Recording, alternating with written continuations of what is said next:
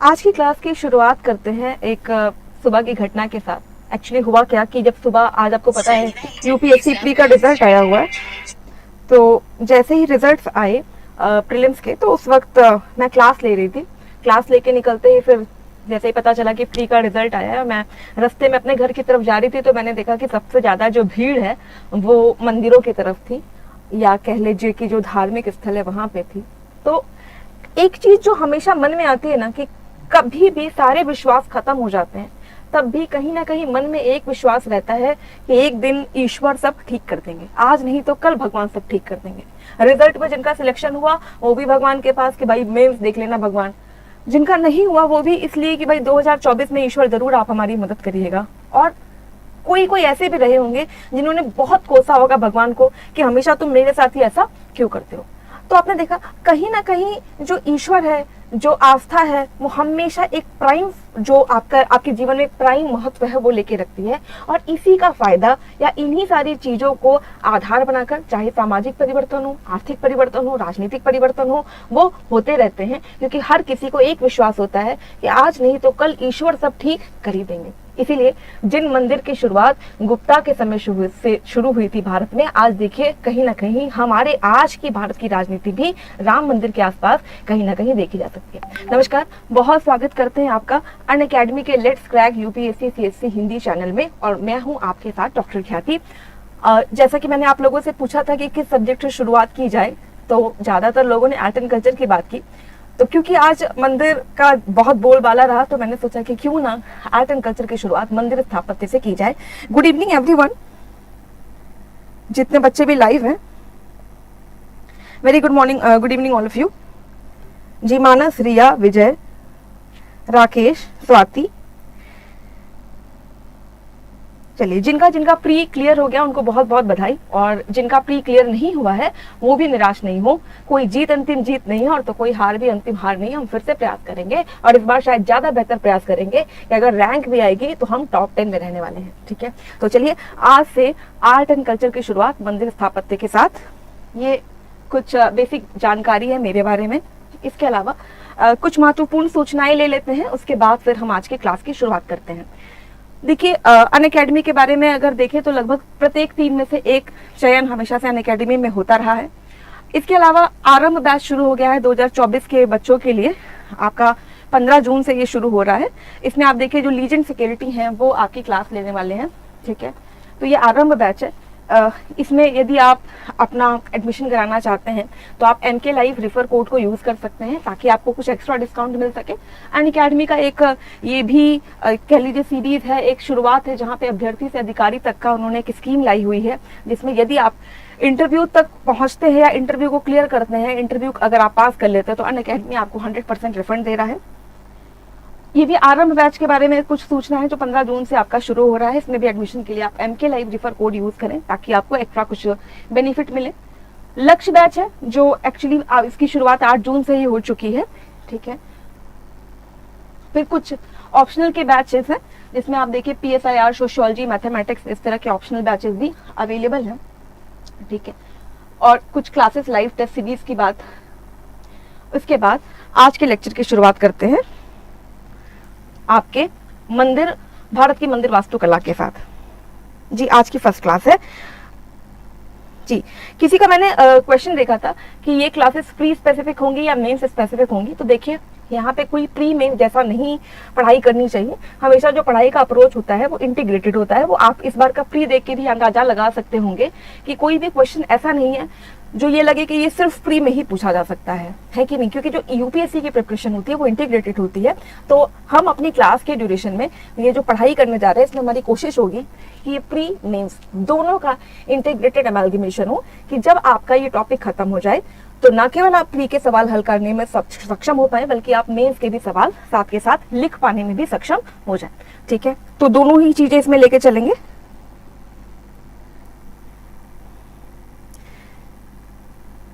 जी, आज first class है, विकास पहली क्लास है। देखिए, पीडीएफ जो है लेक्चर की पीडीएफ, ये आपके वीडियो के नीचे अटैच्ड हो जाएगी। इसके साथ साथ टेलीग्राम चैनल पे कुछ टेक्निकल इश्यूज की वजह से टेलीग्राम का काम नहीं हो पा रहा है। मेरे ख्याल में 1 से 2 दिनों में जैसे वो इशू सॉर्ट आउट हो जाता है, मेरे ख्याल में कल तक हो जाना चाहिए। तो टेलीग्राम ग्रुप पे आपको कुछ एक्स्ट्रा मटेरियल, जैसे मान लीजिए कि अभी मैं क्लास में आपको समझा दे रही हूँ, समझाने के अलावा भी कई सारी चीजें होती हैं जो बच्चा भूल जाता है, तो वो सारी जो मटेरियल होगा, जो मैं मेरे अपने हैंड रिटन नोट्स होंगे, वो मैं आपको टेलीग्राम ग्रुप पे अवेलेबल करा दूंगी, ताकि आप वहां से जाके उसको रिवीजन में आप उसका हेल्प कर सकें। इसके अलावा जैसे ही हमारे टॉपिक खत्म हो जाएगा, मतलब मंदिर खत्म हो जाएगा, मंदिर का टॉपिक हम कंप्लीट कर चुके होंगे, तो वहां से मैं आपको कुछ प्री के क्वेश्चंस दूंगी, जिसको आप टेलीग्राम ग्रुप से जाके सॉल्व भी कर लीजिएगा। तो ये पूरा प्लानिंग है, मतलब एक होलिस्टिक प्लान हम लेके चल रहे हैं, ताकि आपका प्री के क्वेश्चंस भी हो जाए, साथ के साथ आप मेंस के क्वेश्चन हम आपको देंगे, जिसमें आप आंसर राइटिंग भी कर लें, और उसके साथ साथ आपकी अंडरस्टैंडिंग भी बन जाए। तो एक होलिस्टिक अप्रोच के साथ हम लोग आगे बढ़ रहे हैं।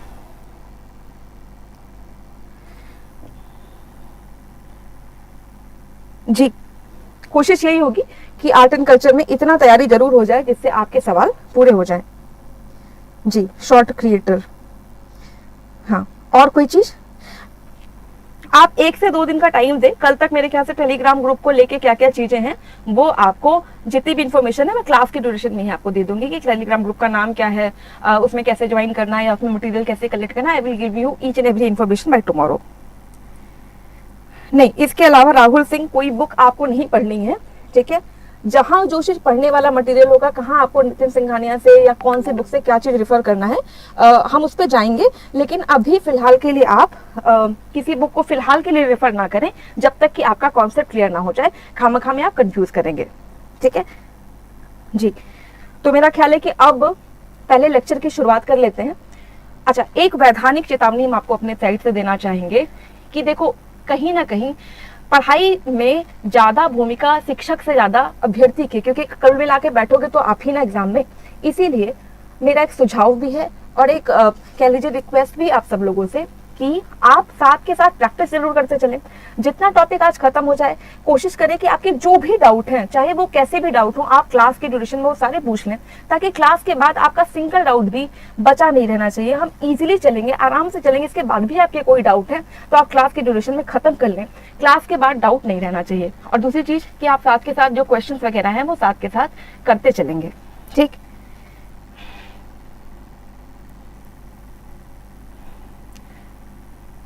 चलिए अब शुरू करते हैं जरा पहली क्लास को।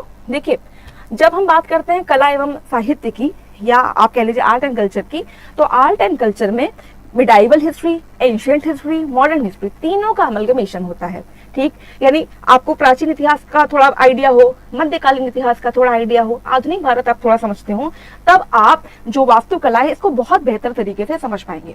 इसीलिए हम क्लास की शुरुआत बिल्कुल जीरो से करने जा रहे हैं, प्राचीन भारत से करने जा रहे हैं। यानी मंदिर की शुरुआत ही हम लेके चलते हैं आपको पाषाण काल की तरफ, और वहां से शुरुआत कराते हैं मंदिर वास्तुकला की। जिनको पता है उनका रिवीजन होता चलेगा, और जिनको नहीं पता है उनका साथ साथ पता चलता चलेगा। तो बिल्कुल जीरो से चलते हैं, ठीक है। तो चलिए जरा, जहां जहां साथ के साथ डाउट होगा पूछते चलिएगा। तो चलिए, सबसे पहले जब हम इतिहास की बात करें, ठीक है। इतिहास मतलब हर वो चीज जो पहली बात लिखी गई है, पढ़ी गई है या देखी गई है। क्योंकि हम और आप उस समय जाके तो बसे नहीं, तो बट ऑब्वियस सी बात है, इतिहास को जानने के लिए हम स्रोतों पर निर्भर हैं। अब वो स्रोत कैसे हो सकते हैं? वो स्रोत ऐसे भी हो सकते हैं जिनको लिखा गया है, यानी हमने उसको क्या किया है, पढ़ लिया है। कुछ स्रोत ऐसे होंगे जिनको हम देख रहे हैं, आइडिया लगा रहे हैं, ठीक। तो यानी इतिहास किन चीजों पे बेस करता है? कहा जाता है इतिहास वो नहीं है जो घटित हुआ है, इतिहास वो है जो किसी इतिहासकार ने लिख दिया है। यानी इतिहास बहुत ज्यादा रिलेट करता है इतिहासकार की नजर से। तो यदि हम उस मतलब बिहास पे इतिहास को वर्गीकरण करें तो हो गया आपका प्रागैतिहासिक, आद्य इतिहास और इतिहास। प्राग इतिहास का मतलब क्या कि ऐसा इतिहास जिसमें लिखे हुए जानकारी उपलब्ध ही नहीं हुए। तो ऐसा कोई भी इतिहास जहाँ पे किसी भी तरीके की लिखित चीजें नहीं मिली हैं, रिटन एविडेंसेस नहीं मिले हैं, वो हो गया आपका क्या, प्राग इतिहास। दूसरा होता है आद्य इतिहास, कि भाई लिखी हुई चीजें तो हमें मिली हैं लेकिन हम उसको डिसाइफर नहीं कर पाए, हम आज भी उसको पढ़ नहीं पाए हैं। तो ऐसे किसी भी इतिहास को जिसमें लिखित चीजें मिले और उसको आप पढ़ ना पाए, उसको कहते हैं आद्य इतिहास। उसके बाद आता है आपका इतिहास, यानी लिखा मिला भी है और लिखी हुई चीजें पढ़ी भी हैं, तो वो हो गया आपका इतिहास। यहाँ तक आपको बात समझ में आ रही है बेटा? जहां ना समझ में आए वहां पे आप कमेंट कर दें और धीरे धीरे आगे बढ़े, लेकिन डाउट छोड़ के मत जाइएगा। अब यहीं से हम शुरुआत करते हैं जरा टाइमलाइन की, और फिर देखते धीरे धीरे धीरे धीरे मंदिरों का विकास दरअसल कैसे हुआ। देखो सबसे पहले बात है कि जैसे एंशिएंट हिस्ट्री की शुरुआत होती है तो सबसे पहले क्या है आपका पाषाण काल। पाषाण मतलब क्या,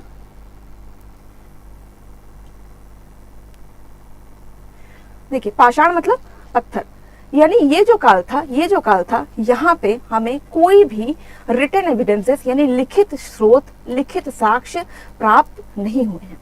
लिखित साक्ष्य जब प्राप्त नहीं हुए तो इनको जानने के लिए हम पूरी तरीके से औजारों पर निर्भर थे, इनके द्वारा की जो यूज किए गए औजार थे उन्हीं पर निर्भर थे। ऐसे में ये पता कर पाना कि इनके जीवन में क्या सुपर नेचुरल कुछ पावर्स थी, चमत्कार जैसी चीजें थी, आस्था था, विश्वास था, इसके साक्ष्य हमें दरअसल मिल नहीं पाते। दूसरी बात देखें, पाषाण काल के बाद यहाँ पे एक स्लाइड मिस हो गई है, ये है आपका हड़प्पा। अब जरा हड़प्पा की बात करते हैं। सिंधु सभ्यता आपने नाम सुना होगा, यस और नो? सिंधु सभ्यता के बारे में आपने सुना है? सिंधु सभ्यता नाम सुना हो, सिंधु सभ्यता, हड़प्पा, ठीक है, मेसोपोटामिया की सभ्यता, यस और नो?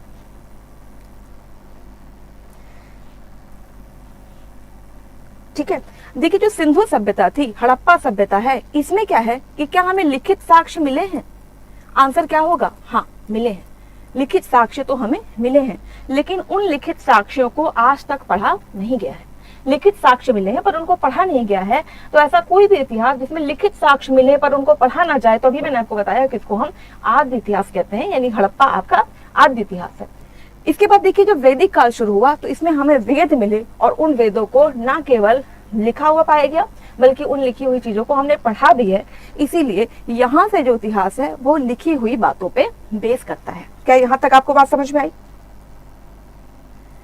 यहाँ तक तो कोई दिक्कत नहीं होगी। अब जरा हड़प्पा से शुरू करें, ठीक? ये ऐसे शुरू करें कि भाई ये कहानी आगे कैसे बढ़ी। देखो होता क्या है कि जब भी कोई चीज ऐसी होती है जो हमारे नियंत्रण से बाहर हो, या ऐसी कोई चीज जो हम सोचते हैं कि अरे ये तो कुछ एक्स्ट्रा चीजें है, या ये हमारे कंट्रोल से बाहर है, ये तो हम नियंत्रित भी नहीं कर सकते, तो हम और आप उसको चमत्कार मानना शुरू करते हैं। और जब चमत्कार मानते हैं तो कहीं ना कहीं हमारी आस्था उसकी तरफ बढ़ने लगती है।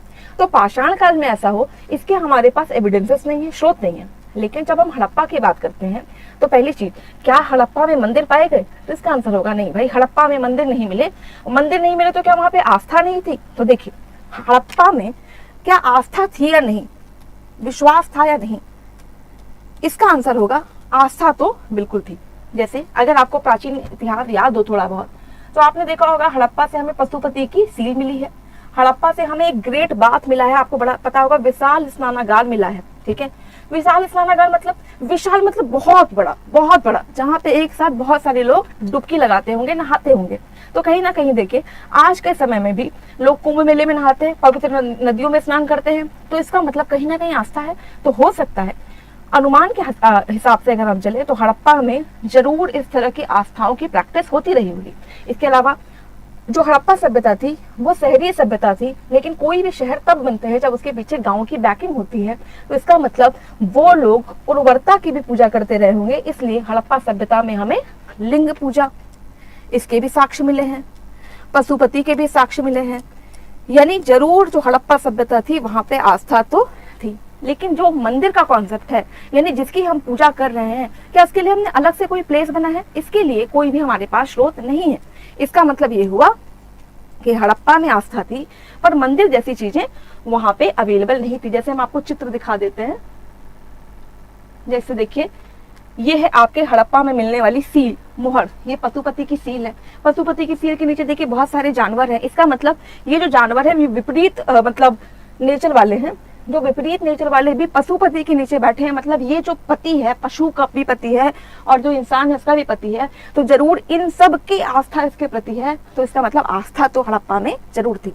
देखिए ये चित्र है मोहनजोदड़ो का, जो मैंने आपको ग्रेट बाथ बताया, ठीक है। वहां पे ये ग्रेट बाथ था, विशाल स्नानागार था जहाँ पे एक साथ बहुत सारे लोग स्नान करते थे। तो जैसे अभी पवित्र संगम और इन सब जगहों पे डुबकी होती है, तो जरूर इस तरह की चीजें वहां पे मिली होंगी। फिर देखिए ये हड़प्पा की आपकी लिपि है जिसको अभी तक पढ़ा नहीं गया है, तो कहीं पे चित्र है, कहीं कुछ लिखा है, इसीलिए इसको पिक्टोग्राफिक स्क्रिप्ट कहते हैं। मेरे ख्याल में आप बात समझ पा रहे होंगे कि हड़प्पा में क्या आस्था थी? बिल्कुल थी। क्या मंदिर थे? नहीं थे। तो हड़प्पा में जब आस्था थी, मंदिर नहीं थे, तो लोग किसकी पूजा करते थे? तो आप कहेंगे कि भाई हड़प्पा में मंदिर नहीं थे, लोग पूजा करते थे किसकी? प्रतीक की। हम किसकी पूजा करते थे? सिंबल की, ठीक है, प्रतीक की पूजा किया करते थे। जैसे मातृदेवी उर्वरता की प्रतीक है, लिंग पूजा अगेन उर्वरता का प्रतीक है, ठीक है। तो ये सारी चीजें यानी हड़प्पा में आस्था का केंद्र प्रतीक थे। यहां तक आपको बेटा बात समझ में आ रही है? कोई दिक्कत?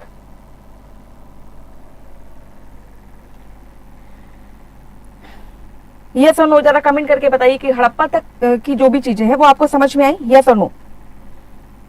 नेचर की नहीं है, ये सिंबल की पूजा है। हड़प्पा में अभी नेचर पूजा नहीं है, नेचर वर्शिप नहीं है, प्रकृति की पूजा नहीं है, बल्कि प्रतीकों की पूजा है।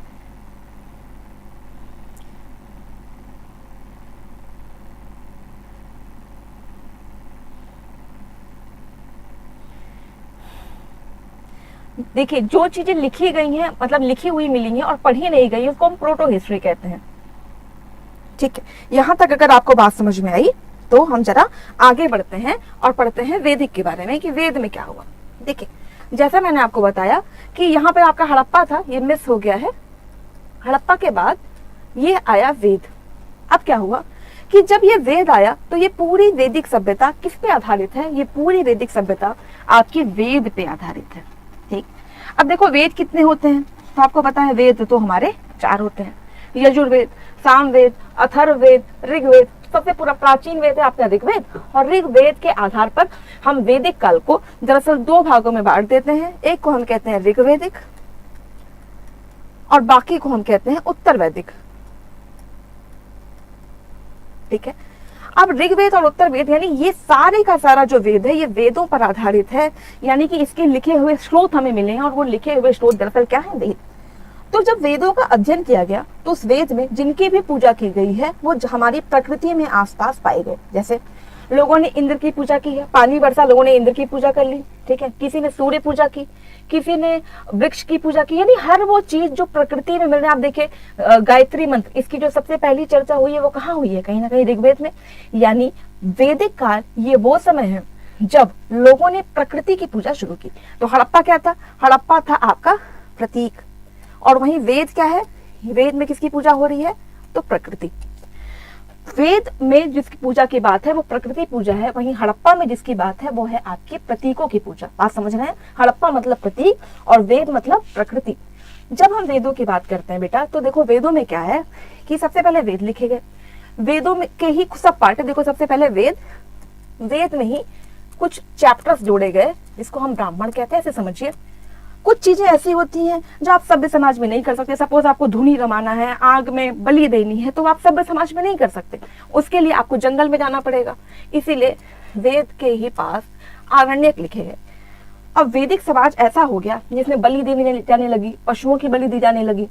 तो जब पशु बलि देने लगे तो धीरे धीरे लोगों का विश्वास इस वैदिक धर्म से हटने लगा। लोगों को लगा इतनी बलि देंगे, इस तरीके से हम जब नरसंहार या पशु संहार करेंगे तो लोग धीरे धीरे उस धर्म से शिफ्ट होने लगे। और वेदों से जब शिफ्ट होने लगे तो अगला समय हमारा आ गया 600 BC। तो देखिए पाषाण काल में क्या कोई साक्ष्य मिले हैं? तो हमें अभी कोई साक्ष्य नहीं मिले हैं। हड़प्पा में मिले हैं, बिल्कुल मिले हैं।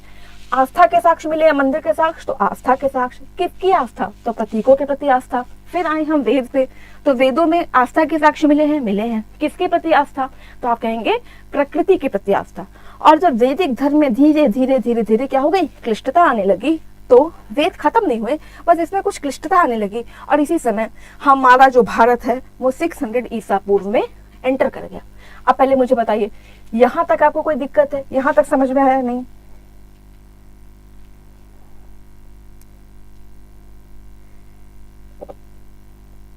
कोई समस्या इसमें? यस और नो?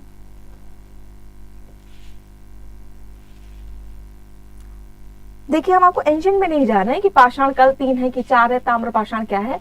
हम तो आपकी पृष्ठभूमि बना रहे हैं कि धीरे धीरे हम मंदिर तक समझ जाए, ठीक है। जहां डाउट होगा क्लास के बाद डाउट नहीं बचना चाहिए, और जब क्वेश्चंस आपको दिए जाएं तो कम से कम 80% क्वेश्चन आप कर पाए।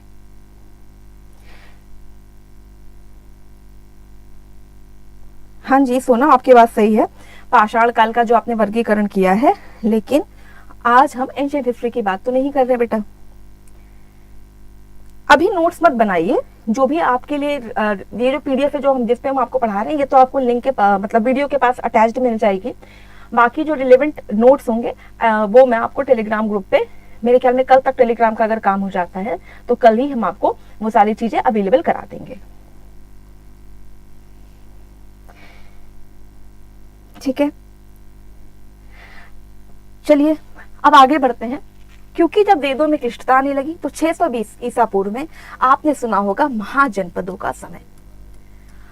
अब देखिए महाजनपद क्या है, शॉर्ट में अगर हम आपको बताएं तो सबसे पहले जन, जन मतलब एक आदमी, इस जन का पैर जहां तक पड़ गया तो जन का पद, पद मतलब पैर, तो जन पद यानी एक एक पैर, एक एक फुट जहां तक पड़ता चला गया, भाव ये है यहाँ पे बताने का। जन मतलब एक कबीलाई लोगों का जहां तक टेरिटरी है उसका हो गया जनपद। और इस कंडीशन में जाते जाते भारत यानी जो उत्तर भारत है, यहाँ पे दक्षिण भारत की बात मत करिएगा, ये आर्यावर्त का कॉन्सेप्ट है। आर्यावर्त मतलब आपका जहां तक आर्य थे, यानी ये वाला जो ऊपर का कॉन्सेप्ट है आर्यावर्त। ठीक है, तो यहाँ पे महाजनपदों का समय शुरू हुआ। इसके अलावा क्योंकि वेदों में क्लिष्टता आने लगी थी, इसीलिए भारत में बहुत सारे ऐसे धर्मों का उदय हुआ जो ब्राह्मण धर्म को सपोर्ट नहीं करते थे। किसी और क्लास में हम धर्म पे भी चर्चा करेंगे, जैसे बुद्ध, जैन, चारवाक, ठीक है, इस तरह आजीवक, इस तरह से बहुत सारे धर्म का उदय हुआ जो कहीं ना कहीं जो वेदों की सत्ता थी उसको नकार रहे थे।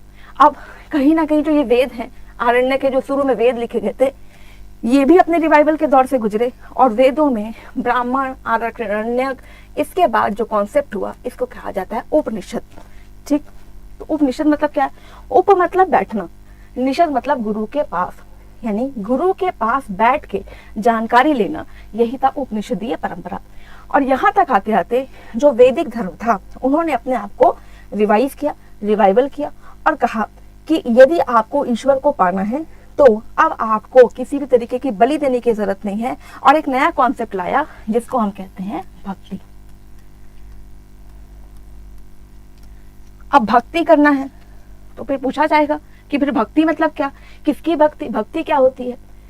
तो यहाँ पे व्याख्या की गई, भक्ति का मतलब होता है ईश्वर के प्रति इच्छा रहित समर्पण।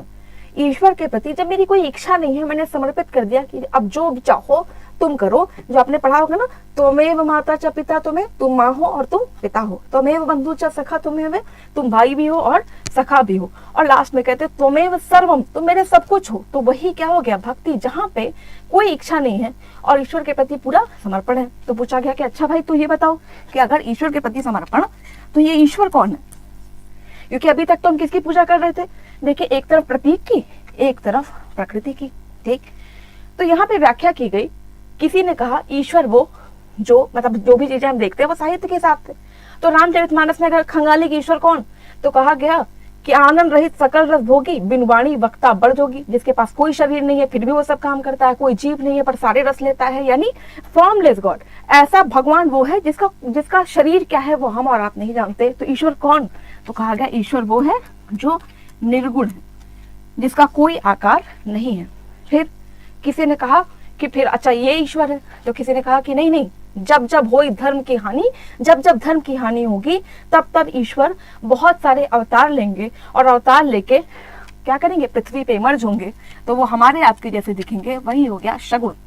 जब निराकार ही साकार रूप ले लेगा तो वो क्या हो जाएगा, सगुण रूप हो जाएगा। और यहीं से हम एंटर करते हैं मौर्य साम्राज्य में। मौर्य साम्राज्य ये वो समय था जहाँ ईश्वर की बात तो हो रही थी, भक्ति की बात तो हो रही थी, पर ये जो भक्ति थी बेटा ये आपकी निर्गुण थी। यहाँ तक आते आते ये जो वाला पूरा फेज है, यहाँ पे क्योंकि बुद्ध, जैन ये सारे धर्म थे, इसीलिए जो मौर्य साम्राज्य है, मौर्योत्तर साम्राज्य है, बेसिकली ये बौद्ध धर्म और जैन धर्म के लिए जाना जाता है। तो एक तरफ भक्ति का उदय तो हो रहा था, सगुण निर्गुण की बात तो हो रही थी, लेकिन अभी भी मंदिर जैसा कोई कॉन्सेप्ट देखने को नहीं मिल रहा है। यहाँ पे हाँ देवालय इस तरह की बात हो रही थी, लेकिन मंदिर जैसा शब्द अभी तक हमारे पास नहीं है। तो देखिए हम कहाँ से शुरू किए थे, पाषाण से। क्या मंदिर थे? नहीं। हड़प्पा आस्था थी किसकी? प्रतीक की। वेद मंदिर थे? नहीं थे। आस्था थी? हाँ थी। किसके प्रति? प्रकृति के प्रति। फिर 620 BC में यहाँ पे क्या हुआ कि धीरे धीरे वैदिक धर्म में क्लिष्टता आने लगी, नए धर्मों का उदय हुआ। फिर यहाँ से इन्होंने अपने आप को रिफॉर्म किया, उपनिषद आए। उपनिषद के बाद ये रिफॉर्म कर ही रहे थे, तब तक भारत में मौर्य और मौर्योत्तर काल आ गया, जहाँ पे मंदिर की बात नहीं बल्कि बुद्ध धर्म की बात हुई। और देखिए बुद्ध में मंदिर नहीं बनते, आपको बताया, वहाँ पे स्तूप बनाए जाते हैं, विहार बनाए जाते हैं, चैत्य बनाए जाते हैं। आप कुछ फिगर देख लीजिए, देखिए ये है मौर्योत्तर काल में बनी हुई संरचना, जिसको हम और आप स्तूप कहते हैं। किसी लेक्चर में हम लोग डिटेल में स्तूप आर्किटेक्चर के बारे में समझेंगे, आज तो हम मंदिर पे ही रहते हैं, ठीक है। तो इसके बाद जो टाइम आया आपका, ये था आपका गुप्त काल, ठीक। ये आ गया आपका गुप्त काल। यानी गुप्त काल जहां पे दो की बात निर्गुण और सगुण, क्योंकि गुप्त काल में धीरे धीरे धीरे धीरे किसकी तरफ बात होने लगी, अवतार की तरफ बात होने लगी।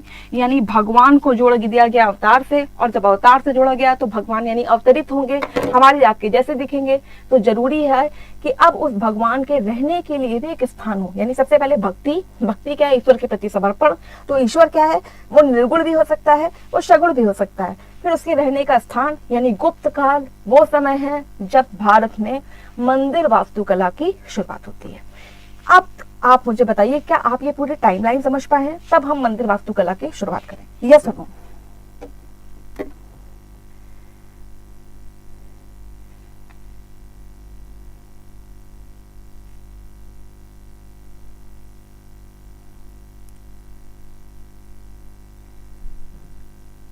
चलिए जरा मुझे बताइए कि क्या आपको यहां तक की बातें समझ में आई? तो फिर हम लोग आगे चलते हैं, मंदिर वास्तुकला पे चलते हैं कि क्यों फिर हमें जो है गुप्ता काल आते आते मंदिर बनाने की जरूरत क्यों पड़ी।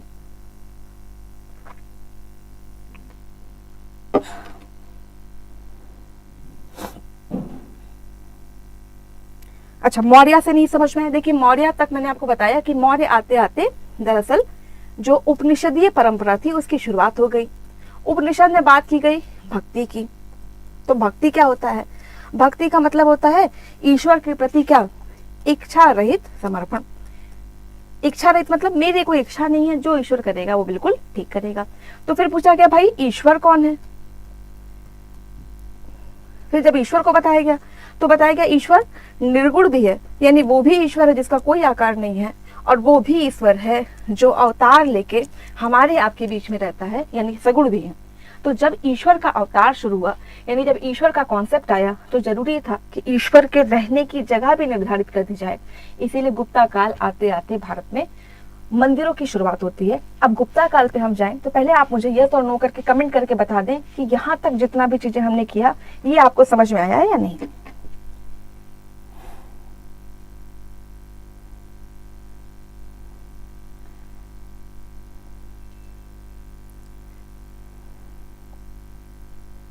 तान्या क्लियर हो गया आपको अब? और कोई डाउट किसी का? देखिए 600 बीसी में मैंने आपको बताया कि 600 बीसी आते आते जो आपके वैदिक धर्म थे उसमें बहुत सारी जटिलता आ गई थी, ठीक है राहुल। तो उसमें जटिलता आ गई थी, तो उस वेद का स्थान अलग अलग धर्मों ने ले लिया, जैसे बुद्ध, जैन, आजीवक, ठीक है, मखली, गोसाल, चारवाक, इस तरह के लोग आ गए। तो जो वेदों के प्रति लोगों की आस्था थी वो धीरे धीरे शिफ्ट होने लगी। ऐसे में जरूरी था कि वेद भी अपने आप को क्या करें, रिवाइज करें। तब तक भारत मौर्य काल में चला गया, जहाँ स्तूपे, स्तूपा, विहारा बनने लगे। फिर मौर्योत्तर काल आ गया, और धीरे धीरे जब हम गुप्त तक पहुंच गए तब तक भारत में भक्ति का इमरजेंस हो गया था। भक्ति मतलब सगुण और निर्गुण का इमरजेंस हो गया था। चलिए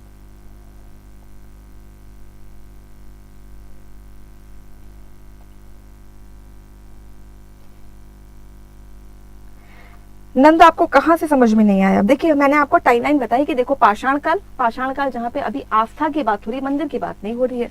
तो पाषाण काल यानी वो समय जहाँ पे हम एविडेंसेस पे बेस्ड हैं, औजारों पे, तो पत्थर के औजारों पे थे। फिर पाषाण के बाद देखिए यहाँ पे मैंने बताया था हड़प्पा मिस हो गया। हड़प्पा में जरूर आस्था थी, लेकिन आस्था किसके प्रति थी? तो आस्था थी प्रतीक के प्रति।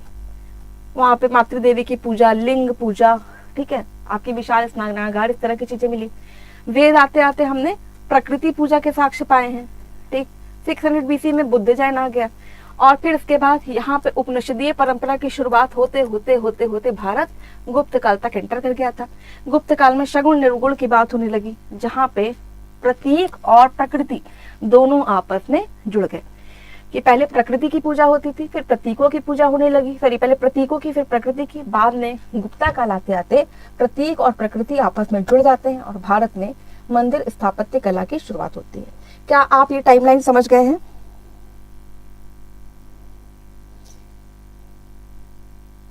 जी, भक्ति का मेन जो चीजें हैं, भक्ति कल्ट है, उपनिषदीय जो परंपरा है वहां से भक्ति की शुरुआत हुई है।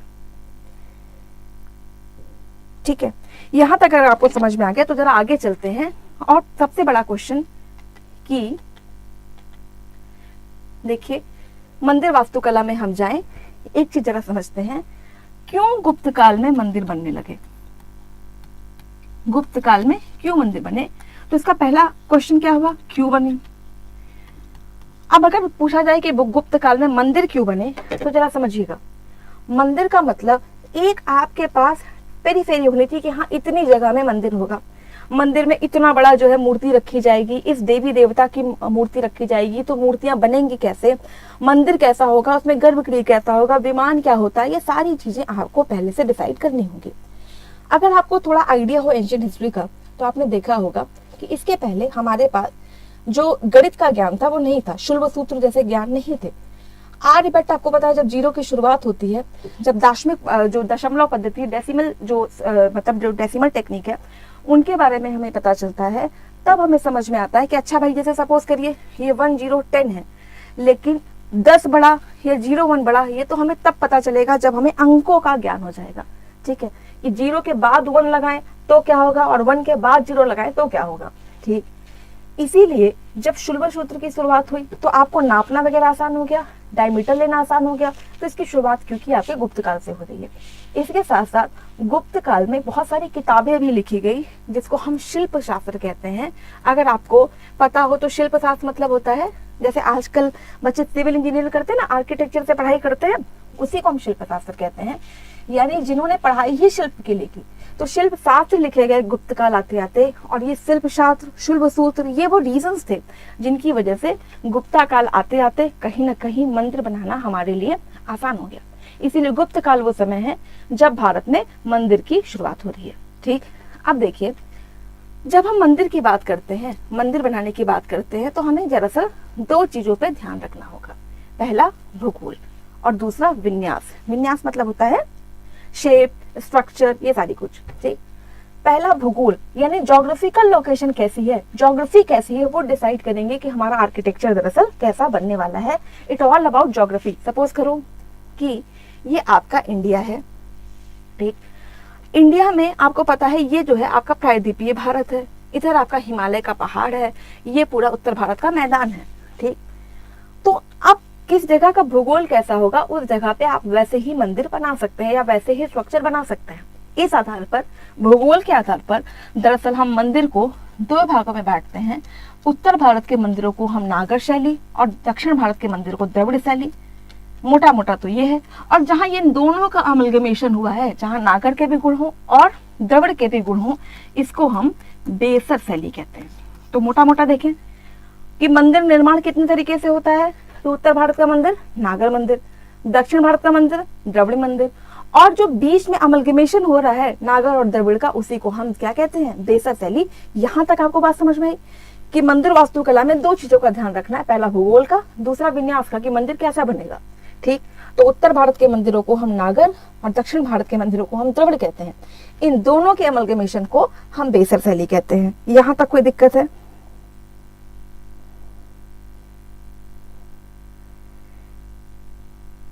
रिसोर्स पर भी डिपेंड करता है। ये देखो, ऐसा होगा कि मैंने आपसे कहा मोटा मोटा आप 2 तरीके से लिख के चलते हैं।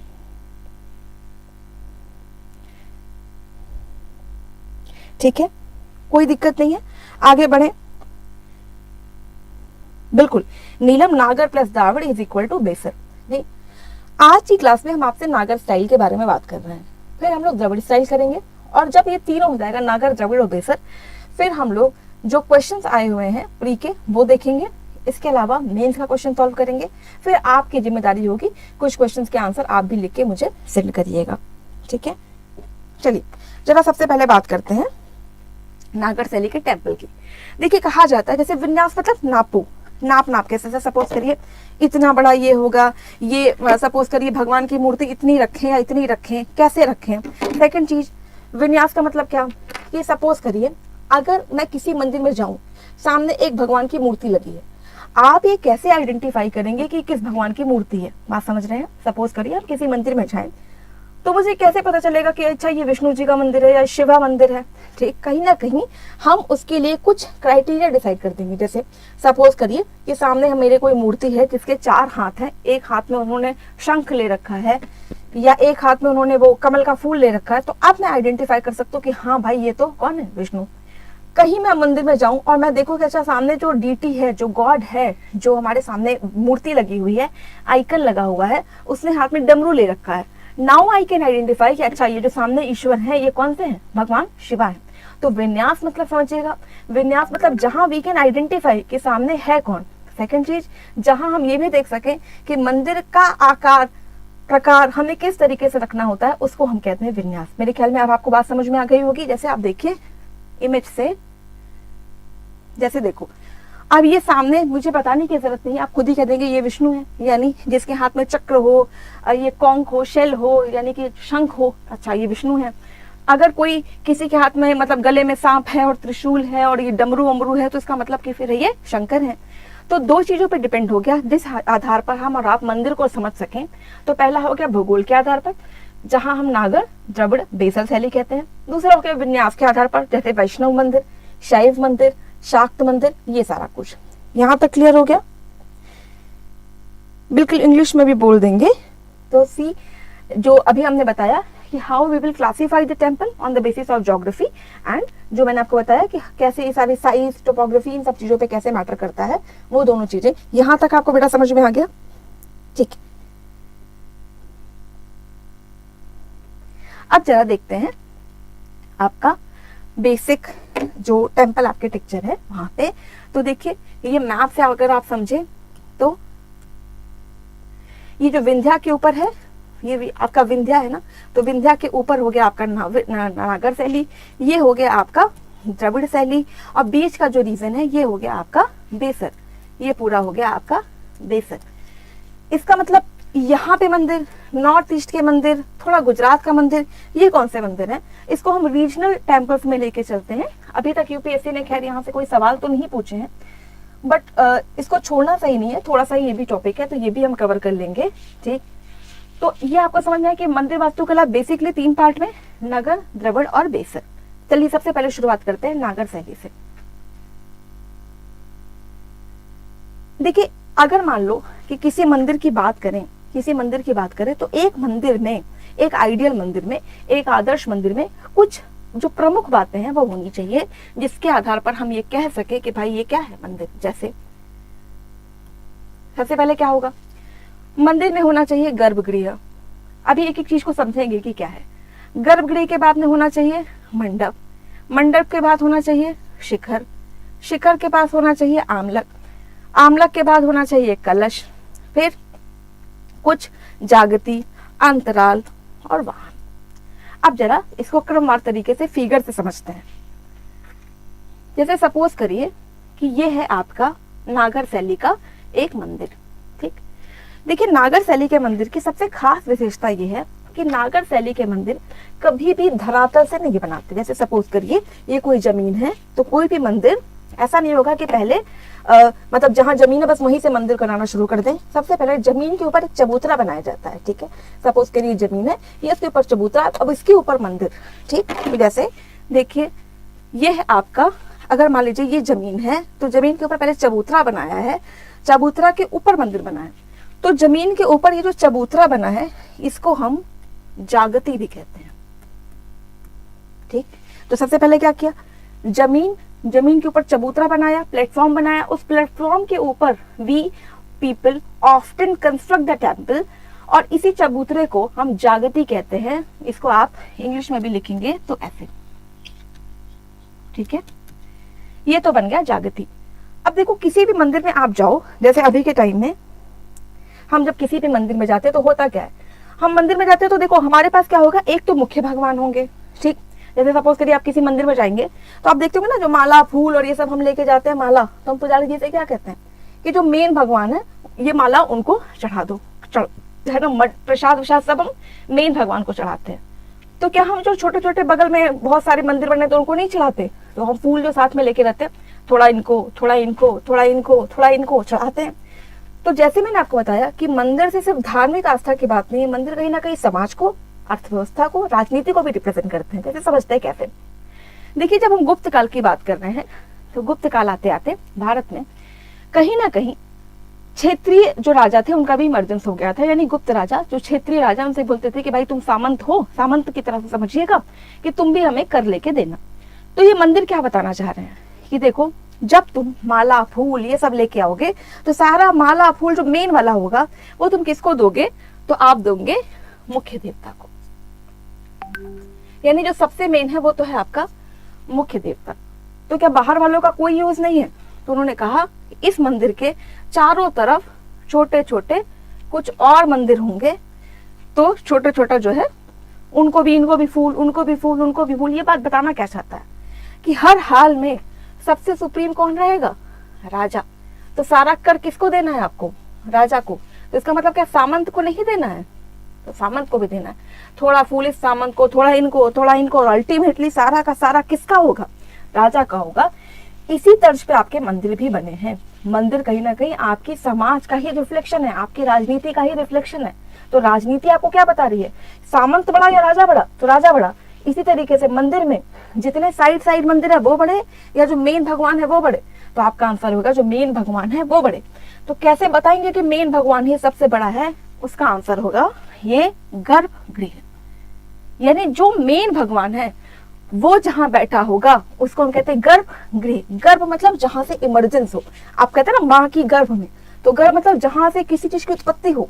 तो उत्पत्ति ही डिपेंड कर रही है जहां पे, वही है आपका मुख्य देवता। यानी फिर से वही बात कि यदि तुम्हारा जीवन चलेगा तो किसकी वजह से? राजा की वजह से। तो राजा जहां जैसे सुप्रीम है, राजा को सिंबलाइज किया गया गर्भगृह में। यानी जो मेन देवता है वही आपका मुख्य देवता है। बात समझ में आ रही है आपको? यस और नो?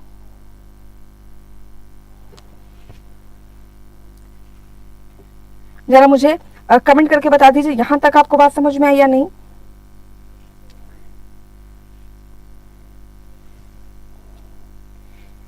ठीक है,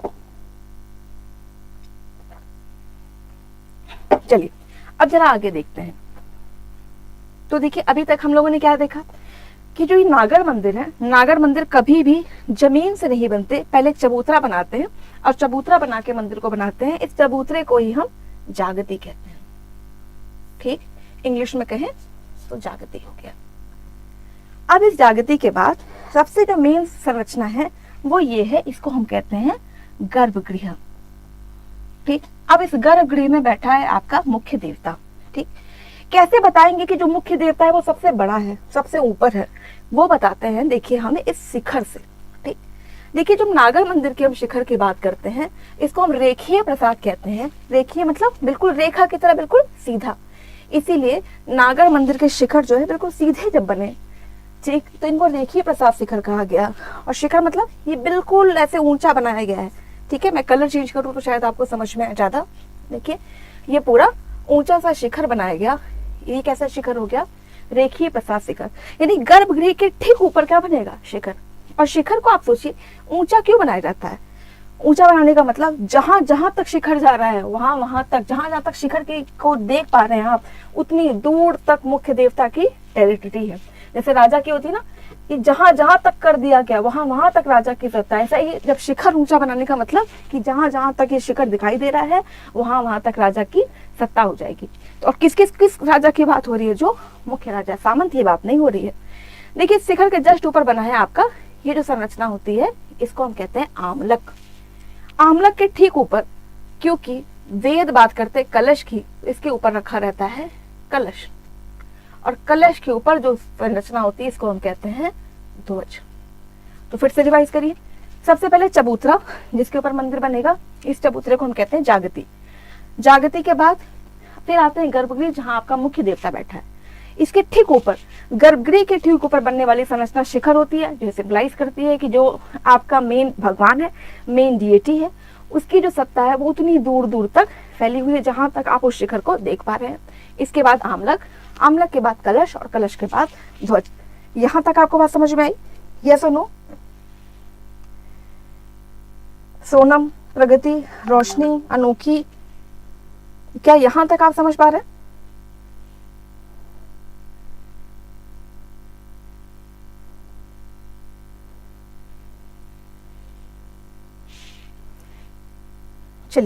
रिपीट करते हैं एक बार जी, आज फर्स्ट क्लास है, ठीक है। तो यहाँ तक देखो जो प्लेटफॉर्म है ये हो गया चबूतरा, चबूतरे को जागती कहते हैं। फिर ये हो गया गर्भगृह जहाँ पे आपका मेन भगवान बैठा है, क्योंकि ये दिखाना है कि मेन भगवान जो है, जो मेन डिएटी है, इसकी जो सत्ता है वो दूर दूर तक है, इसीलिए हम शिखर को ऊंचा करते हैं, ठीक।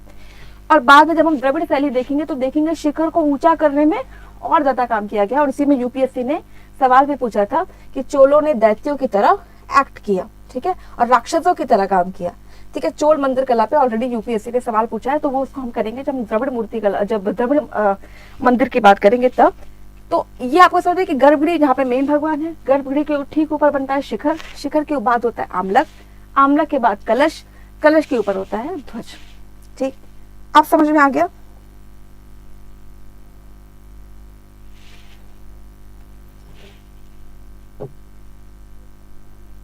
उस पे आते हैं, इतना ज्यादा उसमें मत जाइए कि 4 शिखर, उसके अलग अलग लैटिना टाइप, फार्मासेना, ठीक है, वल्लभी।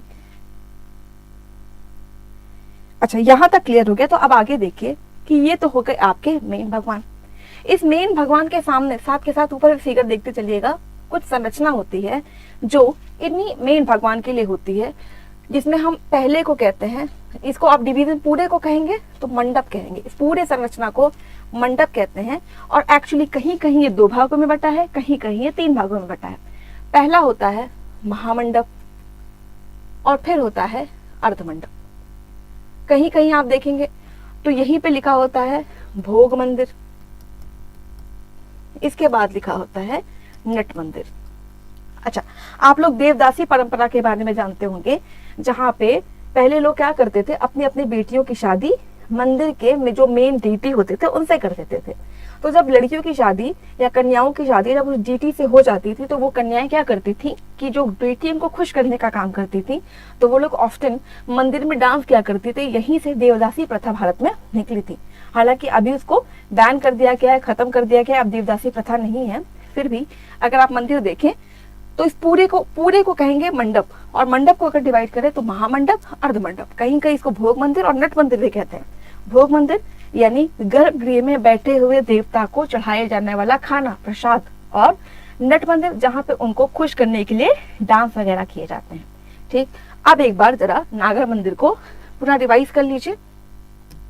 तो नागर मंदिर ये पूरा आपके सामने स्ट्रक्चर है। इसको जमीन से थोड़ा सा ऊपर करके बनाते हैं, तो ये चबूतरा बनाते हैं, प्लेटफॉर्म बनाते हैं, जिसको हम जागती कहते हैं, ठीक। मेन डीटी जहां बैठते हैं वो गर्भगृह है, इसीलिए गर्भगृह के ठीक ऊपर शिखर बनाया जाता है, जिससे हम मुख्य देवता की सर्वोच्चता को स्थापित कर सकें। इसके बाद यहाँ पे आमलक होता है, आमलक के बाद यहाँ कलश, और कलश के बाद ध्वज। इससे ये सिद्ध हो गया कि जैसे गर्भगृह में बैठे भगवान की सत्ता है, वैसे ही राज सिंहासन में केंद्र पर बैठे हुए राजा की सर्वोच्चता है। तो जो भी चीजें आपको चढ़ानी होंगी, आप मेनली किसको चढ़ाएंगे? गर्भगृह में बैठे हुए भगवान को। और जो मंदिर में साइड साइड और बहुत सारे भगवान होंगे, क्या उनको भी चढ़ाओगे? हाँ चढ़ाओगे, लेकिन अल्टीमेटली सत्ता किसकी रहेगी? राजा की ही बनी रहेगी। अब क्योंकि एक ही मंदिर में छोटे छोटे बहुत सारे मंदिर हैं, इसीलिए हम इसको पंचायतन भी कहते हैं, ठीक है। यहाँ से यूपीएससी ने सवाल भी पूछा है, पंचायतन क्या है, हम सवाल पे भी आएंगे, पहले आप टॉपिक समझिए। तो जो हो गया गर्भगृह, गर्भ के ऊपर शिखर, शिखर पे आमलक, आमलक पे कलश, कलश पे ध्वज, और चारों तरफ छोटे छोटे मंदिर जो कहीं ना कहीं उस समय की सामंती प्रथा को भी रिप्रेजेंट करते हैं। अगर मान लो यूपीएससी में इसमें सवाल पूछता है कि क्या मंदिर आर्थिक, राजनीतिक, सामाजिक का दर्पण है, तो आप कहेंगे, आपको बताने के लिए यहाँ पे मटेरियल होना चाहिए कि हाँ, क्योंकि जो मंदिर की संरचना है वो देख के ऐसा लगता है कि सामंती प्रथा को बता रही है, तो जरूर वो समाज को भी बता रही होगी। वो कर व्यवस्था को भी बता रही है कि कैसे कर लिया जाता था, इसका मतलब वो अर्थव्यवस्था को भी बता रही है। तो ये बात आप समझ पा रहे हैं, ठीक। तो ये हो गया आपका पंचायतन। फिर जब हम मंदिर में आके देखें तो ये पूरे स्ट्रक्चर को हम मंडप कहते हैं। कहीं कहीं इसका डिवीजन अर्धमंडप और महामंडप में भी मिलता है, कहीं कहीं भोग मंदिर और नट मंदिर में भी मिलता है। अब बताइए, यहाँ तक आपको कोई समस्या है? और कई बार जब पूरा मतलब कई सारे जब मंदिर मिल जाते हैं तो इसको हम पंचायतन भी कहते हैं। ये नागर शैली के मंदिर। अब देखो, कई बार जैसे हम आपसे पूछे विष्णु भगवान का वाहन क्या है, तो आप बोलेंगे गरुड़। मैं बोलूँ शिव का वाहन क्या है, तो आप कहेंगे नंदी, ठीक। तो इसका मतलब भाई, अगर यहाँ मुख्य भगवान बैठे हैं तो यहाँ पे उनका होना चाहिए वाहन, जिस पे बैठ के जाएं। याद रखिएगा कि वाहन नागर शैली मंदिरों की विशेषता नहीं रही है। कहीं कहीं वाहन मिले हैं, कहीं कहीं वाहन नहीं मिले हैं। तो नागर शैली में वाहन विशेषता नहीं है या नहीं है, लेकिन क्या हर मंदिर में है? नहीं। द्रविड़ शैली के जब हम मंदिर पे जाएंगे तो हर मंदिर में हम वाहन देखेंगे। ठीक, तो यूपीएससी में सवाल आएगा, क्या वाहन नागर शैली के मंदिर की मुख्य विशेषता है? जैसे इस बार ऐसा कि संविधान की मुख्य विशेषता क्या है, तो आपको याद रखिएगा कि वाहन बने भी हैं, नहीं भी बने, तो ये मुख्य विशेषता नहीं है। अब बताइए आप, नागर शैली का जो स्ट्रक्चर है, यहाँ पे आपको कोई किसी तरीके का डाउट है, कोई कंफ्यूजन है तो प्लीज आस्क।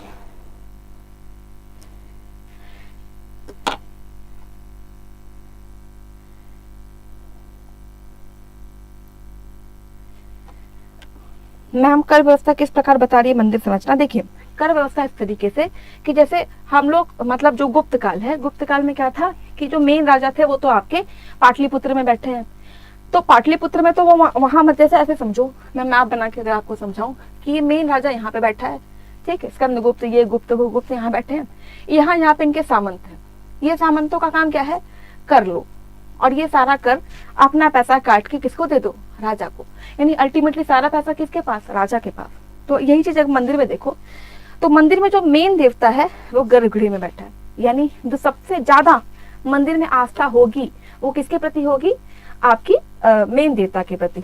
तो भले हम फूल माला प्रसाद इनको भी चढ़ाएं, इनको भी चढ़ाएं, इनको भी चढ़ाएं, इनको भी चढ़ाएं, पर मेरी सर्वोच्च आस्था किसके प्रति? इनके प्रति।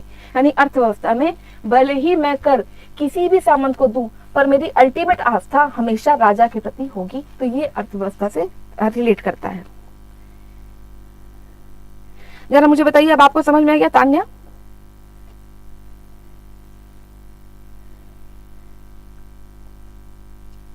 यस और नो? बुक के पीडीएफ, मोहित किस बुक की पीडीएफ की आप बात करें? देखिए, अभी तो बुक के पीछे जाइएगा मत कि पहले बुक पढ़ लें। जब आपको बुक पढ़नी होगी और बुक का कौन कौन सा पेज पढ़ना होगा, नितिन सिंघानिया का या एनसीईआरटी का, I will let you know in the class. आप सारी बुक पढ़ने में या पेज बाय पेज पढ़ने में प्लीज टाइम वेस्ट मत करिए।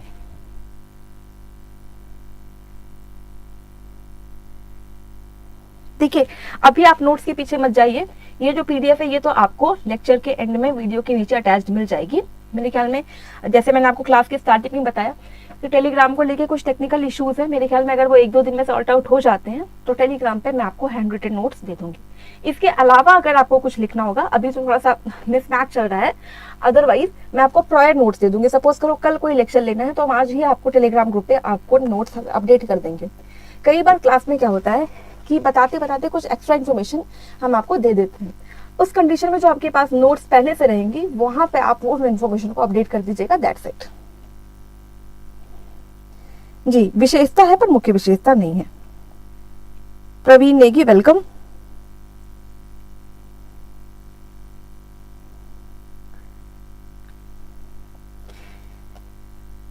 जी, विशेषता है पर मुख्य। यश, आपका डाउट क्लियर हो गया? ये समझ में आ गया आपको कि क्या कहते हैं नोट्स का जो आपको लेके डाउट है?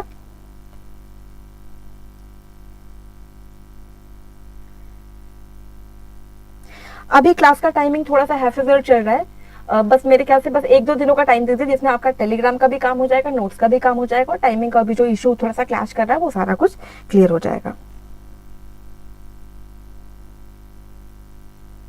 सोनम, वेलकम।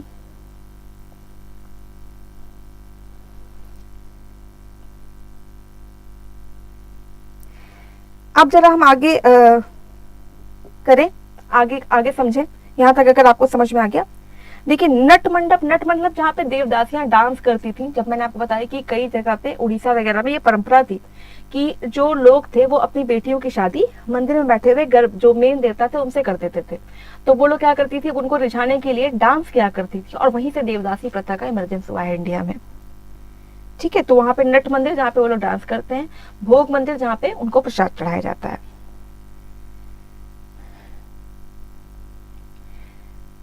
ठीक है, अब जरा आगे बढ़ते हैं। इसके अलावा भी बीच बीच में अगर आपके कोई डाउट होंगे तो आप पूछते चलिएगा। अब आते हैं, मैंने जैसे आपको कहा नागर शैली का मतलब हुआ उत्तर भारत के मंदिर, यानी उत्तर भारत में मंदिर जो विंध्य के ऊपर बनने वाले मंदिर है वो नागर मंदिर है। तो विंध्य के ऊपर बनने वाले अगर मंदिर को आप देखो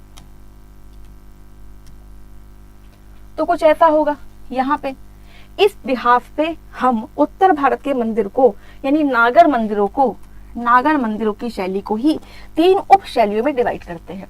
पहली है उड़ीसा ग्रुप ऑफ टेम्पल, इसको हम कलिंगा शैली भी कहते हैं।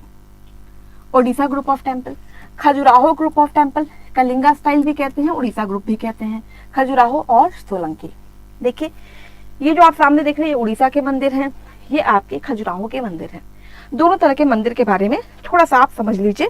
जो आपके लिए कलिंगा स्टाइल है ये 2023 के मेंस के लिए इम्पोर्टेंट हो सकता है और 2024 के प्री के लिए इम्पोर्टेंट हो सकता है, क्योंकि ये न्यूज में बना हुआ है। जरा समझते हैं कि इसमें क्या खास बात है। जैसे मैंने आपको बताया कि अल्टीमेटली है तो नागर शैली, तो नागर शैली है तो मतलब जैसे देखो ये उड़ीसा का मंदिर, ये हो गया आपका जागती, प्लेटफॉर्म पे बना है, चबूतरे पे बना है, तो ये क्या हो जाएगा जागती। यहाँ पे देखिए हो जाएगा आपका गर्भगृह, ये हो गया ऊपर शिखर, ठीक है, शिखर हिंदी में भी लिख देना है शिखर। ये देखिए आमलक, ये हो गया कलश, इसके ऊपर ध्वज है। देखिए यहाँ पे आपका ये मंडप वाली संरचना हो गई। ये बात आप समझ पा रहे हैं? तो ये है जैसे उड़ीसा ग्रुप का मंदिर, ठीक। ये देखिए खजुराहो ग्रुप का मंदिर है, जैसे देखो ये भी ये ऊपर प्लेटफॉर्म पे बना हुआ है, ये हो जाएगी जागती, फिर ये हो जाएगा आपका गर्भगृह, ये हो जाएगा शिखर, ये शिखर के ऊपर आमलक, देखिए ये कलश और छोटा सा ध्वज, ये सारा स्ट्रक्चर। यानी नागर शैली है तो अल्टीमेटली चीजें मोर और लेस वही होंगी। लेकिन जैसे सपोज करो मेंस में क्वेश्चन आए खजुराहो शैली के मंदिरों की चर्चा कीजिए, या आ जाए उड़ीसा समूह के मंदिरों पर लेख लिखिए। जैसे कुछ समय से कोणार्क मंदिर न्यूज में बना है, तो क्वेश्चन आ जाए कोणार्क मंदिर की चर्चा कीजिए। ऐसे में आपको जो आपने नागर शैली के बारे में पढ़ा है लगभग वही चीज खजुराहो में होगी, वही सोलंकी में होगी और वही आपकी उड़ीसा में होगी। फिर भी कुछ प्रोमिनेंट चीजें हैं जो थोड़े बहुत अंतर है, वो आपको समझना जरूरी है। तो सबसे पहली बात जरा करते हैं उड़ीसा की। ये उड़ीसा लगातार न्यूज में है, आपका कोणार्क मंदिर लगातार न्यूज में है, इसीलिए यहाँ से सवाल बन सकता है कोणार्क मंदिर क्या, ये फोटो देख लीजिए।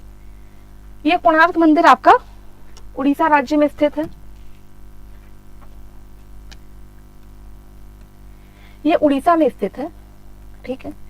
देखिए इस मंदिर का जो निर्माण है ये काले पत्थरों से हुआ है, इसीलिए इसको हम ब्लैक पगोडा भी कहते हैं।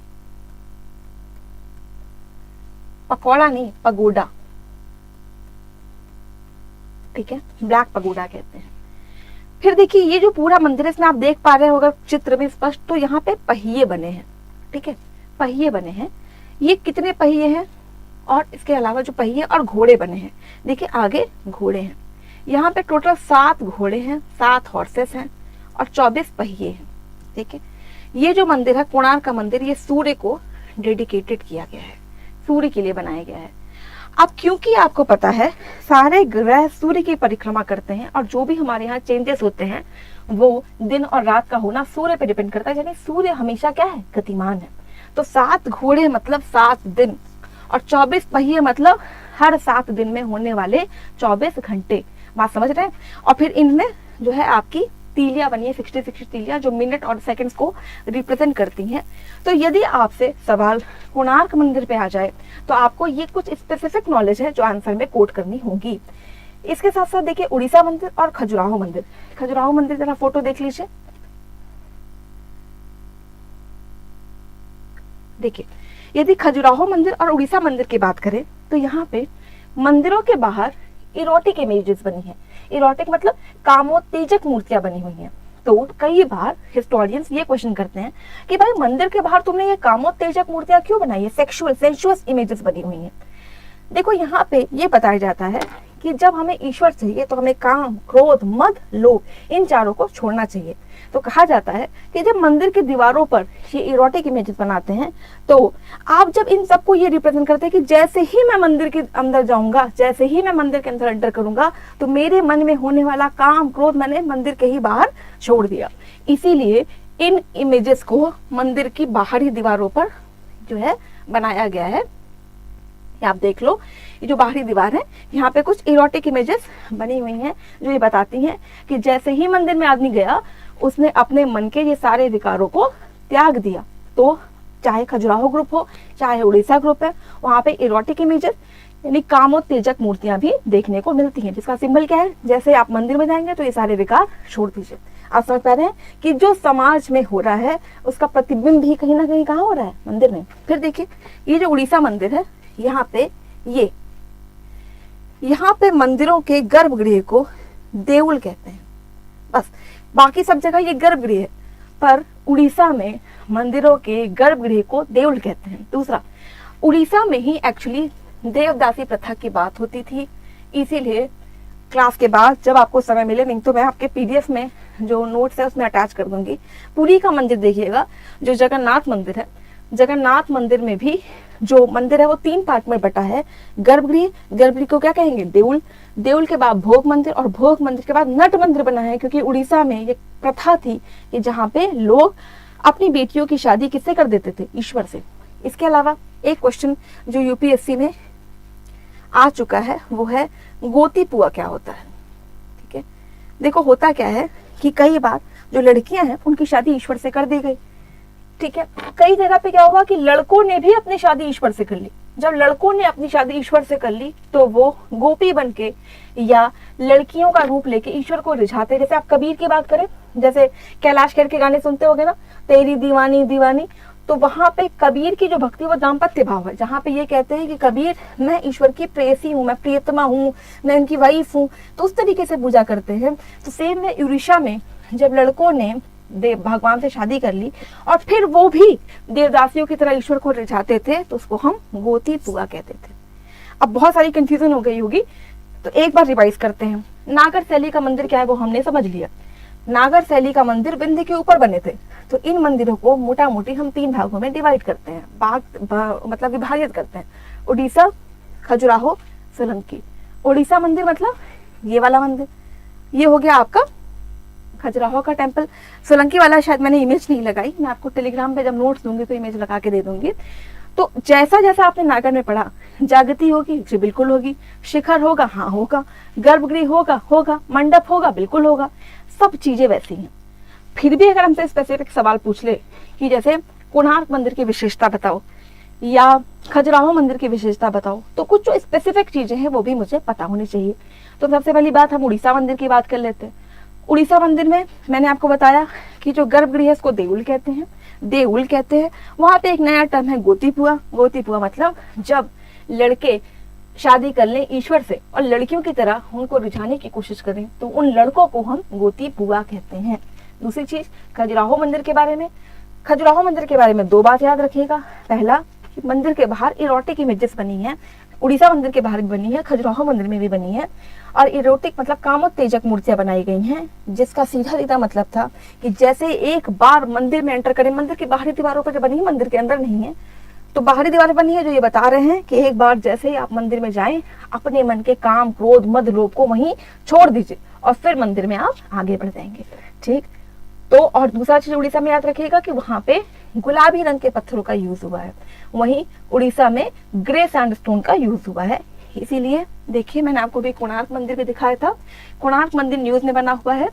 ये जो कोणार्क मंदिर है एक्चुअली ध्वस्त हो रहा है, धीरे धीरे गिर रहा है, तो सरकार लगातार इसके प्रिजर्वेशन का काम कर रही है। ये जो कोणार्क मंदिर है ये यूनेस्को साइट में, मतलब जो वैश्विक धरोहर सूची है उसमें वर्णित है, इसलिए जाहिर सी बात है कि हमें इसको संभालना चाहिए, भारत की विरासत है ये। इसकी विशेषता क्या है, ब्लैक पगोडा कहते हैं, ग्रे सैंडस्टोन से बना हुआ है। इसमें 7 आपके घोड़े हैं जो दिनों को बताते हैं, 24 पहिए हैं जो घंटों को बताते हैं, और ये सूर्य पे आधारित मंदिर है। तो बताइए जरा यहां तक आपको समझ में आ गया?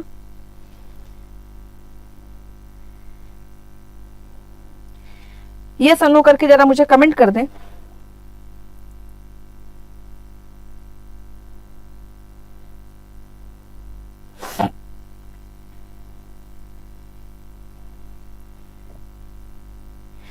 देखिए सचिन, एनसीईआरटी की बुक अगर आपके पास 11th की है फाइन आर्ट्स वाली, तो नितिन सिंघानिया लेने की जरूरत नहीं है। हाँ, कुछ चीजें जो है नितिन सिंघानिया में बहुत अच्छी दी हुई हैं, लेकिन वो मेंस के पर्सपेक्टिव से। तो यदि आपको किसी की नितिन सिंघानिया की बुक मिल जाती है आपके दोस्त यार में, तो आप उन चैप्टर्स की फोटोकॉपी करा ले, बस। पूरी नितिन सिंघानिया लेने की जरूरत नहीं है। नेट पे भी अवेलेबल है, नहीं तो जब हम लोग क्लासेस में जाएंगे तो जो इम्पोर्टेंट चीजें होंगी वो मैं आपको पीडीएफ में अवेलेबल करा दूंगी। नहीं, देखिए मैंने आपको शुरुआत नहीं बताया कि जो शैलियों का विभाजन है, किसका क्वेश्चन है, ओम सिंह का, कि जो शैलियों का विभाजन है वो ज्योग्राफी के हिसाब से, जो हमने मंदिर को बांटा ज्योग्राफी या विन्यास के आधार पर, तो ज्योग्राफी मतलब नागर, द्रविड़, और इसी तरीके से जब नागर को बांटेंगे तो ज्योग्राफी के हिसाब से, भूगोल के हिसाब से, तो आपका हो जाएगा खजुराहो और आपका सोलंकी और आपका उड़ीसा।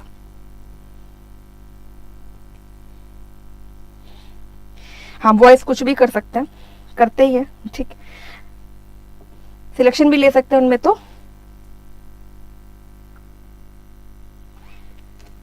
जरा मुझे यस नो में बता दें कि और कोई डाउट है आपको इसमें।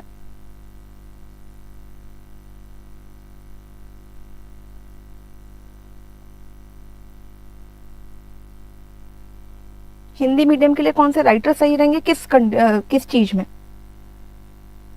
जी, यहां तक आपको समझ में आ गया? इतिहास के लिए देखिए, ये मैंने आपसे जो पिछला वाला लेक्चर लिया था जिसमें मैंने सिर्फ सोर्सेस की ही बात की थी कि किस सब्जेक्ट के लिए क्या सोर्सेस अच्छे रहेंगे, एक बार आप उसको प्लीज जाके गो थ्रू कर लीजिए।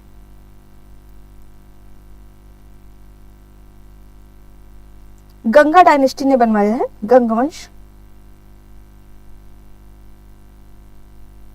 जी, बहुत अच्छा है। अगर आपके पास दोनों किताबें हैं तो और अच्छा है। तो एनसीईआरटी, तो देखिए एनसीईआरटी तो एक ऐसी बुक है जो आपका पिलर बनाने का काम करती है। बाकी कुछ चैप्टर्स जो आपका नितिन सिंघानिया वाली किताब है उसमें बहुत अच्छा दिया है। इसके अलावा एक एएल बाशम की बुक है, वंडर दैट इज इंडिया, उसमें जो रिलीजन वाला चैप्टर है वो बहुत अच्छा है। हालांकि आप उसके लिए बिल्कुल परेशान मत होइए, बहुत सारे किताबों का ढेर मत लगाइए, उतना ही पढ़िए जितने से आपका एग्जाम निकल जाए।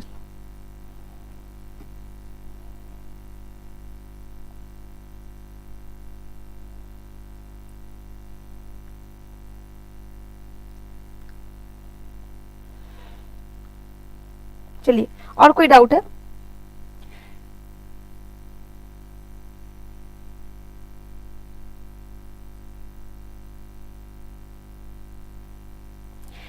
ये कोशिश रहेगी कि जितना बेस्ट पॉसिबल हो आर्ट एंड कल्चर का जितना भी नोट्स अवेलेबल, मतलब पॉसिबल हो सके जिससे आपके सारे सवाल हो जाए, वो हम लोग आपको अवेलेबल करा दें। फ्रेंड के पास नहीं है तो भी चलेगा, ठीक है। मैक्सिमम चीजें ऐसी होंगी कि हम लोग क्लास में ही कवर करते चलेंगे। अब जरा ये नागर शैली का जो है पूरा लेक्चर था। अब मैं आपसे कुछ बेसिक क्वेश्चन पूछते हूँ, आप मुझे जरा उनका आंसर देते जाइएगा। जैसे पहला क्वेश्चन ये बताइए,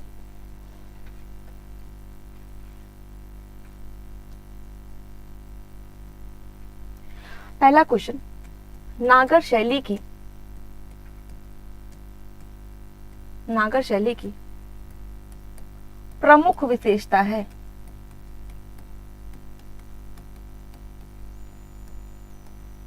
पहले क्वेश्चन खत्म होने दीजिएगा।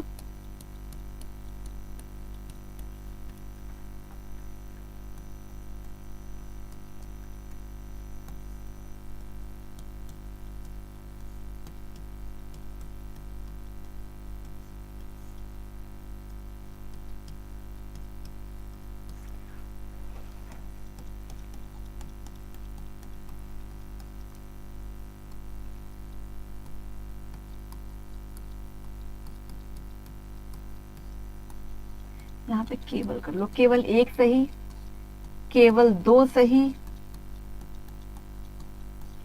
केवल तीन सही, केवल चार सही। अब जरा मुझे कमेंट सेक्शन में बताइए कि आपका आंसर इसमें से क्या है। नागर शैली की निम्न में से क्या विशेषता है, प्रमुख विशेषता है? नागर शैली की प्रमुख विशेषता क्या है? गर्भगृह, वाहन, शिखर या तालाब? केवल एक सही। आप प्लीज मेरे राइटिंग थोड़ा बेयर करिएगा, प्लीज बेयर माई राइटिंग। केवल एक सही, केवल दो सही, केवल तीन सही, केवल चार सही। देखो इस तरह के ऑप्शन इस बार के यूपीएससी में आए हैं, प्लीज डोंट गेट कंफ्यूज्ड। मेरे से आप अक्सर बच्चे पूछते हैं केवल दो सही का मतलब क्या दूसरा वाला सही है? देखिए केवल दो सही का मतलब इन चार में से दिए हुए केवल दो विकल्प सही हैं, इन चार में से दिए हुए केवल तीन विकल्प सही हैं। तो इसे कंफ्यूज मत करिएगा कि दूसरे नंबर का कह रहा है। तो चलिए जरा आप अपने ऑप्शन मुझे कमेंट सेक्शन में बताइए। ओनली दो सही।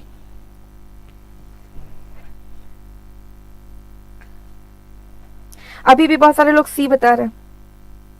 दो सही, तीन सही।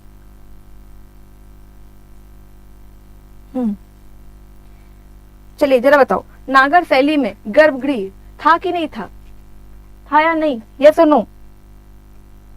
जितने लोग बी बता रहे हैं जरा देखिए, मतलब जितने लोग सी और ए बता रहे हैं, एक बात बताओ, गर्भगृह प्रमुख विशेषता यानी हर नागर शैली में, जैसे मैंने आपको उड़ीसा बताया वहां भी गर्भगृह था, खजुराहो बताया वहां, यानी प्रमुख विशेषता वो तो होना ही होना है। क्या वाहन, वाहन नागर शैली की प्रमुख विशेषता? याद करिए अभी हम लोगों ने क्लास में डिस्कस किया कि वाहन भाई मुख्य विशेषता नहीं है, हो भी सकता है नहीं भी हो सकता है, एलिमिनेट करिए। शिखर, तो मंदिर के ऊपर शिखर बने हैं ना, ये तो हर मंदिर में बने हैं, तो बट ऑब्वियस सी बात है कि शिखर मुख्य विशेषता है, बिल्कुल है। लेकिन तालाब हर मंदिर में बने हैं? नहीं, हर मंदिर में नहीं बने, इसलिए जो है मुख्य विशेषता नहीं है। तो ना तो तालाब होगा ना वाहन होगा, दूसरे पेन से कर देते हैं।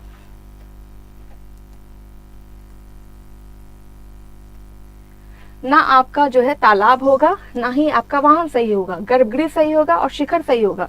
तो कौन सा आंसर सही? केवल दो, बी। चलिए, जितने लोगों ने भी कोई और ऑप्शन दिया था, आप लोगों के डाउट क्लियर हो गए कि क्यों केवल बी सही है?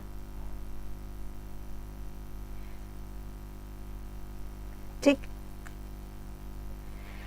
चलिए ये तो था आपका नागर टेम्पल के बारे में। देखिए अभी हमने सिर्फ इसका मोटा मोटा आपको रफली आइडिया दिया है, फिर अभी हम ग्रामीण शैली कर लेंगे, देसर शैली करेंगे, उसके बाद हम इसमें क्वेश्चंस कैसे आएंगे, मेंस के, प्री के क्वेश्चन और मेंस के क्वेश्चन। मेंस के क्वेश्चन का आपको आंसर कैसे लिखना है कि भाई टिप्पणी करना है तो आप क्या लिखोगे, आलोचना करनी है तो क्या करोगे, समालोचना करनी है तो क्या करोगे, एक पूरा सीरीज लेके मतलब टेम्पल आर्किटेक्चर को कंप्लीटली फिनिश कर देंगे, बिल्कुल खत्म कर दीजिए, नेस्तो ना भूत कर दीजिए टेम्पल आर्किटेक्चर को, वहां तक हम जो है लेंगे।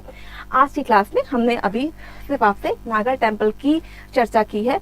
जरा मुझे बता दीजिए क्या इसमें आपको कहीं कोई डाउट है, कोई चीज ऐसी है जो आपको समझ में ना आई हो, तो जरा कमेंट करके बता दें।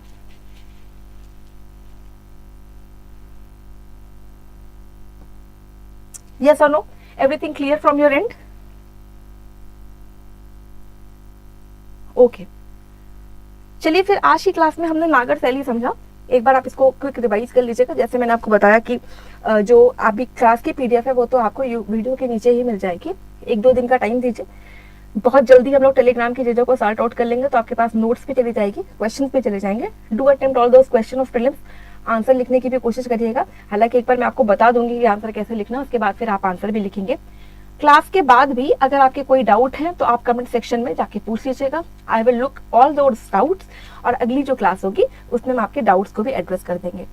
मैंने आपसे क्लास के शुरू में ही कहा था कि क्लास खत्म होने के बाद कोई डाउट नहीं रहना चाहिए, सारे डाउट्स खत्म हो जाने चाहिए।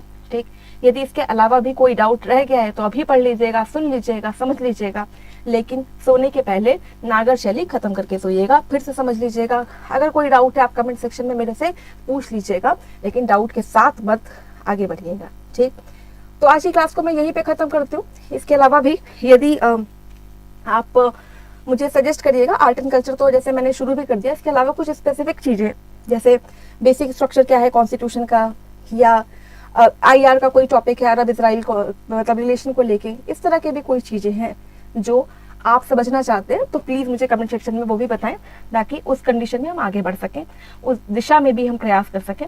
देखिए कुल मिला के इन सारी क्लासेस का, इतनी मेहनत करने का, आपके साथ जुड़ने का एक सीधा सीधा मोटिव ये होता है कि आने वाले समय में हमारा और आपका प्रयास एक अच्छा परिणाम ला सके। कुल मिला के बात होती है परिणाम की। यदि परिणाम आएगा तो मेरा प्रयास भी सार्थक होगा और आपका प्रयास भी सार्थक होगा। तो इस प्रयास को करने में ना मैं चूक करूं ना आप चूक करिए।